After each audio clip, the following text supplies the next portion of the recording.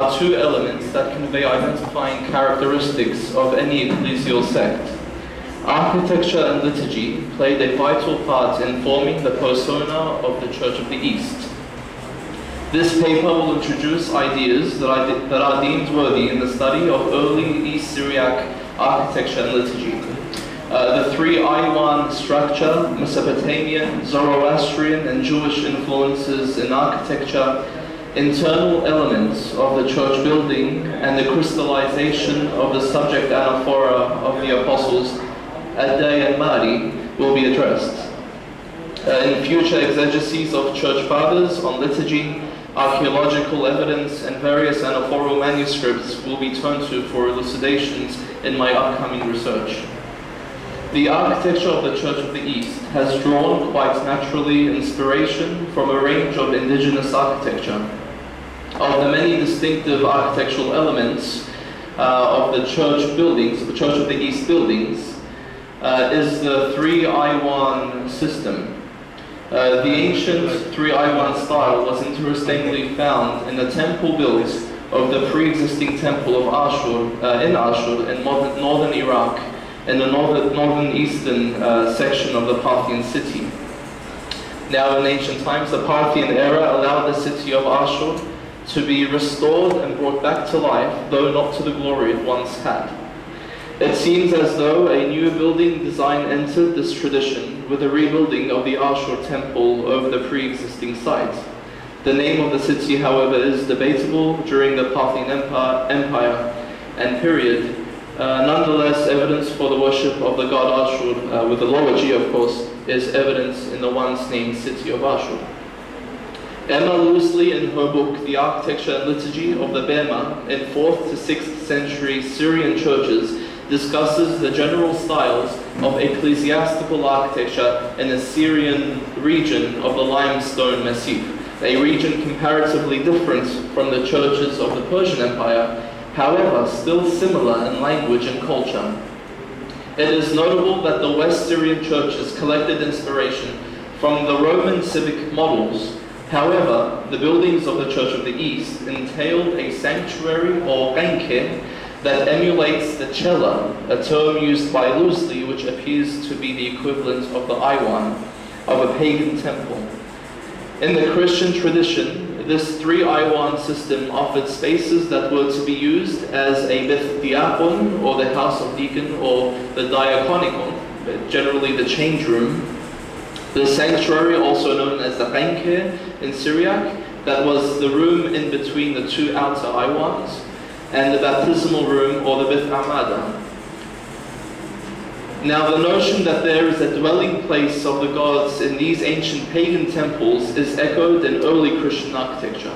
The Holy of Holies, of course, following the style of the Jewish temple, reiterates a similar idea of the pagan temples, a place where the God's Spirit dwell and where one can go and make an offering, finds a parallel in early churches. This idea will later be explored in view of ancient Mesopotamian religion and ritualistic worship. Now, being rooted primarily in the Persian Empire, the Church of the East, also known as the Persian Church, was exposed to not only Judaism, but also Zoroastrianism. Zoroastrianism, a religion based on the prophet Zoroaster, some 600 years before the coming of Christ, contains interesting forms of worship. Worship in Zoroastrianism is highly ritualistic, and of the many forms it takes, one in particular has parallels with Christian worship. It is widely known that in Zoroastrianism, the clergy are an integral part of worship. For instance, the Magi, literally a term that means priest, would perform a ritual known as a Darun or Baj. This ritual is a short ceremony where the priest or priests would pray over many things or offerings, including unleavened bread, ghee, clarified butter, fruits, and water. Further, Irvad Esti Baruka, in his work Zoroastrian Religion and Customs, notes that fire was an integral part of worship and was always present at all rituals. Baruka notes, all the ceremonies in which the consecration of the Darun sacred unleavened bread, has a part, must be performed on ground detached from the rest by oblong furrows about an inch or two deep, called pavis, which mark out the space within which none but the officiating priests can enter. It is extremely interesting to note that an architectural form is designated to priests only, or the clergy, similar to the Jewish temple and the Christian church. Now Yahweh in Judaism and God in Christianity, the incarnate Jesus Christ, are true and right, whereas fire is a misnomer and untrue to the religion and beliefs of Zoroastrianism. Baruch notes, this outward and visible regard for fire as a beneficent and indispensable creation of Ahura Mazda, and as a potent and salutary natural agent, must have given rise to the misnomer of the Zoroastrians being called fire worshippers. But it is a gross misconception generated through the ignorance and disregard of the essential and underlying principle that none of the elements, though esteemed as objects of great usefulness, was ever regarded by them as in themselves the deities independent of Ahura Mazda, the supreme God, who alone has again and again received the highest veneration as being the sole object of worship and adoration. Baruch notes this. Another interesting parallel is the notion of the bloodless sacrifice. In Zoroastrianism, this penance is known as Yasna. This idea is widely used in East Syriac Christianity and needs to be studied carefully with its relation, if any, to material sacrifices in Zoroastrianism. Nonetheless, the foundational ideas and rituals of Zoroastrianism will be explored to further understand how this ancient religion offered inspiration for architecture and liturgy in the Church of the East. However, it is much harder compared to Judaism to trace the influences offered by the Zoroastrians. It is believed that this assembly of believers was not originally tied to a building because it was a nomadic community. We should note, however, that fire temples did begin to be established under the Achaemenians. A strong connection seems evident, and this will be explored, of course, further in my forthcoming study. Jewish communities have been settled in the Persian Empire for a long time. It would seem natural that Christianity shares many similarities with Judaism. Gerard Rohurst, in his article Jewish Liturgical Traditions in Early Syriac Christianity, suggests numerous notions that trace the roots of Eastern Christianity back to Judaism. Concepts addressed in his article include church architecture, liturgical readings, the Eucharistic prayer, and others. One cannot doubt that Judaism was one principal influence on the genesis of Christianity. The most important element found and known to us nowadays, shared with Judaism, Christianity, and Manichaeism, is the use of the bema, which was a platform that was situated in the middle of the nave in ancient churches. Loosely notes that it is extremely difficult to identify the sole parents of this element. Nonetheless, it is quite evident in these traditions, and it is vital to know that terminology is critical. The term bema can be defined as many things, architecturally and theologically. Loosely clarifies this subject very well in her study. Nonetheless, it is certain that Judaism's influence was great on Mesopotamian Christianity. Further research will allow the identification of Old Testament literature evident within the anaphora of the apostles of Addai and Mari, and Jewish architectural elements present within early church buildings. Considering the political context of the Middle East in ancient and contemporary times, it is almost impossible to access a finely preserved East Syriac church building. Though Christianity flourished in the eastern parts of the Roman Empire, the East seemed to worsen age by age. During the Council of Mar Timothy I, Marte Martius Qadmaya, in 790 AD, it's quite clear that churches were destroyed and rebuilt, and ironically a story that continues to the modern day in the Middle East. I quote from the Synod. However, we desire you to know this as well, our beloved, that it is not from pride or from negligence that we did not come to you, but of course of the rebuilding of churches which have been destroyed, and because of other pressing reasons. However, if God, the Lord of all, commands and the King accepts our petition, God preserve his life, by the rebuilding of churches, for 6 times we have gone before him in this matter. When the hard questions in which we are ensnared as though in shackles are resolved, we shall come for your sight and for your greeting through God. May he strengthen you to fulfill his will all the days of your life. Be strong and pray for us. Grace be with you. Amen. So we know here, it's quite evident in the Council of Martyr Timothy I in 790 that churches were being demolished and rebuilt, or destroyed rather and rebuilt. Martyr Timothy I, who administered the church from 780 to 823 AD, Patriarch of the Church of the East, was the overseer of Diyarbin, a district comprising modern-day Erbil, Urfa, being Edessa or Urhey, other parts of Turkey and Iran.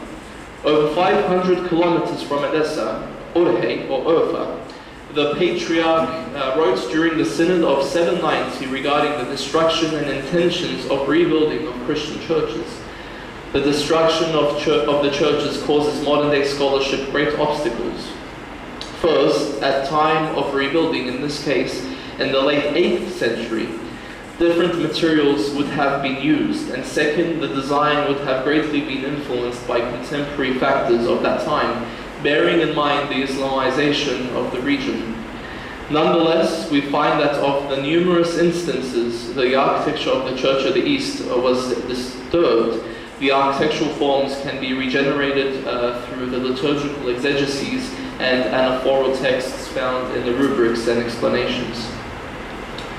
Having visited a church building or monastery, as some say, in the village of Bazian in the city of Suleymaniya, to the east of Kirkuk. So if we go, there you go, so you have the map there of the village of Bazian.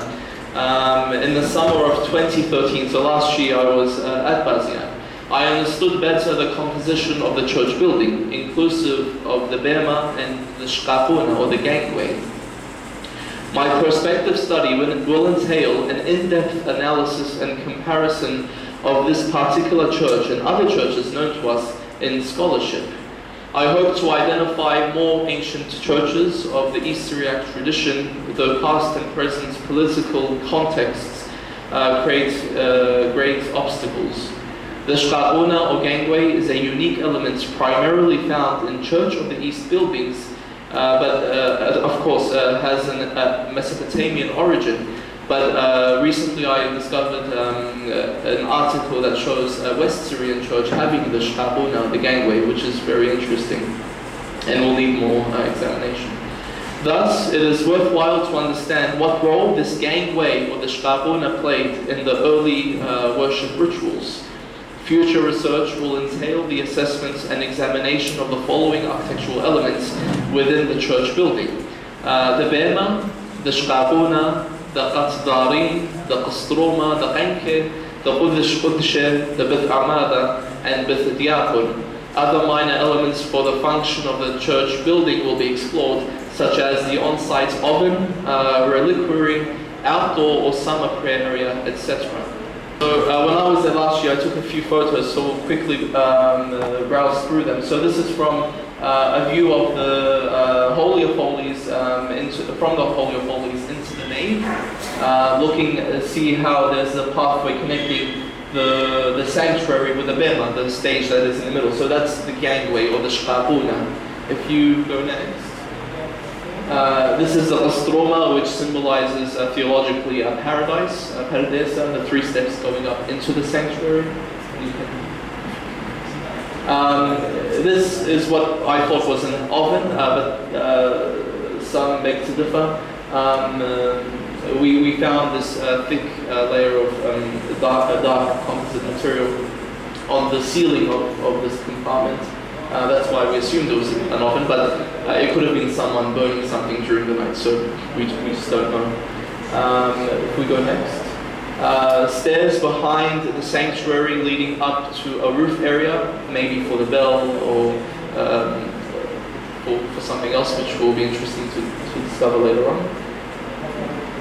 The Qats Darin, which traditionally was a dome that would cover the bema, would have 4 columns at 4 corners. Here we see one of the columns fallen over. There was 4 of these with their bases at the church. Again, this is the bema, also short. And this is looking into the sanctuary and deep into the Holy of Holies. And this is a Google SketchUp model that I made not too long ago with the real measurements that I took on site. Of course, I'm not an archaeologist, but I know how to use the tape measure. So I measured everything up, and this is what I got from the nave area and the entrances. And if you can pay attention, you have the 12 columns around here. Around the whole church, you've got 12 in total, which is another significant number. Yeah, and what I mentioned just recently, these are the terms for the architectural elements of the church. Yeah, we'll just go back. And back again. Yes, perfect, thank you. Having introduced plainly the proposed influences on the architecture of the early Church of the East buildings, I will now present a section of the architecture that is not composed of blocks and mortar, rather ink and paper. I believe that the anaphora of the Apostles Adai Mari plays a vital role within the architectural formation of the church. When I was in architecture school, we had a golden rule, which was form follows function. So I believe that everything that we find in these ancient churches were made that way for a reason. So that's where this golden rule comes in. The anaphora celebrates the architecture at a higher level. By amalgamating these 2 aspects into one study, I hope in the future to achieve an understanding that will do justice not only to the architecture, but the anaphora also. The anaphora in question is one that has attracted the attention of many in the recent past. It is believed and widely accepted that the anaphora of the Apostles Adai Mari is the most ancient, consistent order found in Eucharistic worship. The crystallization of the anaphora of the Apostles can be clearly gleaned from its uniformity, structure, and continued use as early as the 2nd or 3rd century AD. The works of William Macomba on the anaphora are invaluable in this field. Macomba discovered the earliest manuscript of the anaphora known to us in the library of the Church of Marishaya in Mosul, considerably older than the Mardin 22 or the Khudra of Diyarbakir manuscripts. These many works will be investigated and researched in future studies. The grammatical properties of the anaphoral prayers will be assessed also. Aspects such as the speaker, either written in first person, singular or plural, and the audience being addressed, either in second person singular, addressed to God or Jesus Christ, or plural, will be examined. This method of examination and the comparison of this anaphora with many other different sister anaphorae will give us help, will aid us to identify the flow of prayers, content and authorship. The work of Macomba has offered great aid to modern liturgists. His researches, however, into the libraries of Europe and the Middle East have permitted him to increase this list of manuscripts quite substantially in both number and quality. Many manuscripts were discovered and documented by Macomba in the Middle East. An interesting notion is brought to our attention. The anaphora of the Apostles, notably still in use by the Church of the East, including the Chaldean Catholic Church and the ancient Church of the East, has a wide spectrum of methodological worship. The anaphora commences with the hallowing or the Qudasha of the Word, or the Miltha, followed by the hallowing of the oblation, or the Qurbana, then the thanksgiving and partaking. Within the central segments of the Raza, or the mysteries, distinct methods of worship are apparent. If you go to the next slide. We have the Khantha, the Kushapa, and the Qanuna. These are the 3 main methods of worship within the anaphora. Interestingly enough, Makomba proposes, as supported by his findings, that a number of manuscripts lack the kushape, which are the private prayers of the celebrants that precede, in general, each gantha. Further, this notion is confirmed by the Marishaya Khudra, the most ancient known manuscript of the Anaphora, where we find the kushape absent and not included. A reasonable explanation to this proposed by Makomba alludes that the kushape were not yet a universally recognized part of the liturgy, even as late as the 13th century.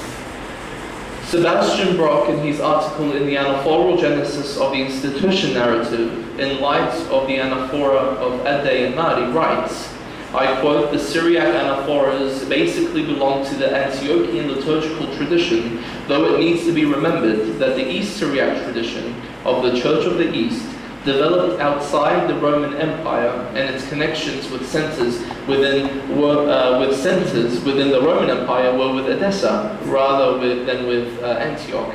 And it is probably this Edessan link which accounts for the fact that several common features exist between the Anaphora of Addai Mari and the Maronite Anaphora known as the Shara or Peter III.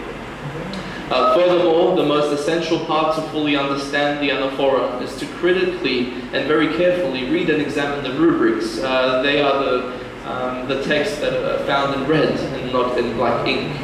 This will allow us to understand the processions performed by the celebrants and the role the architectural elements played within the Eucharistic worship. To sum up, it is quite clear from the foregoing discussion that further work needs to be done in order to grasp the foundations of architecture and liturgy in the early East Syriac tradition, and considering that this is only my first year into the doctorate program.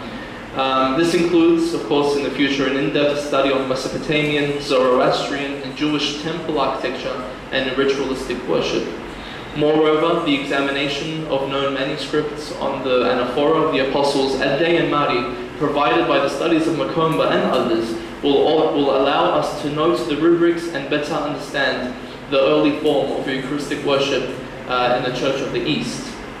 Once these two aspects of worship are amalgamated, a new understanding will become apparent.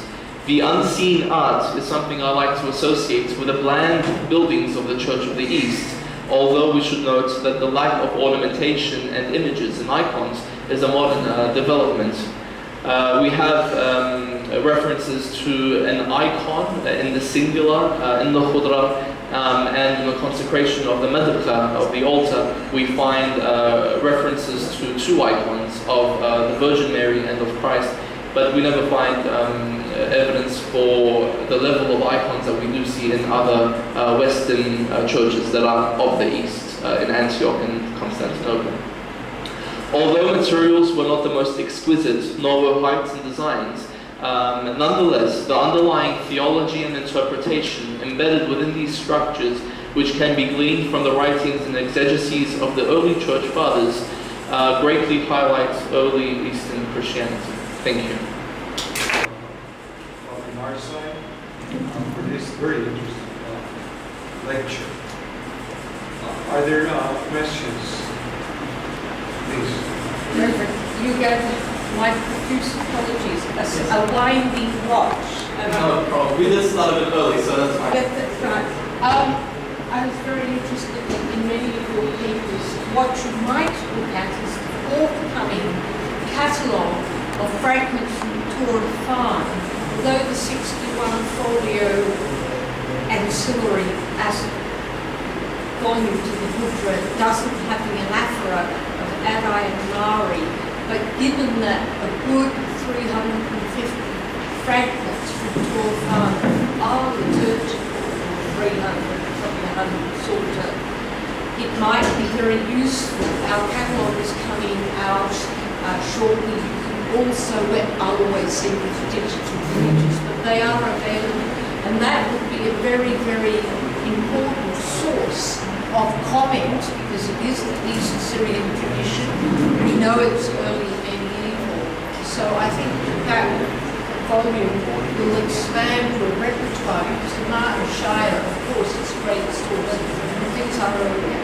And so, and Mark Ulwer knows them very well too. So that would be, I think, a very rich repository of Mari material. That would be wonderful. Do we know when the liturgical entries date back to? The only dating I have, because it's so extensive, was we did have the MIK 345, which I talked about, carbon dating, and that is dated to the 8th and 9th centuries, and wow. that matches what Zappel already said in 1905. Would that have originated from Edessa or from the east? Or would that be I think it's a Central Asian production, but the Hag is East Syriac, as Raffaella, Ma'awa and our team talked a lot about that. I think it would be worthwhile, because even if you do get divergence, I don't think that there will be divergence in the liturgy, the pattern of the liturgy. I think that that's very regular. There may be divergences in diacritics, there are, but the pattern of the liturgy. So I think they would be very interesting. You'll need to trawl through, but we've got a lot of indexes. It's a good source. And maybe I missed it, and apologies. And yes, I want to say, don't be apologetic about the lack of illustrative tradition in the Church of the East, because from Torafan, from Kolche, the capital, there is a little fresco, wall fresco, very famous in Berlin. We have illustrated material from several churches in Hira, Ctesiphon, Reuters excavation at Kolche, and there is also that stucco. Sorry to interrupt, but we have a message. The participants are invited to assemble for 10 minutes in Hall A, because His Grace Ignatius wants to address us. Right. Well, just to say, talk to me, because I do think there's a lot more illustrative material than people make out. Thank you very much. Thank you so much.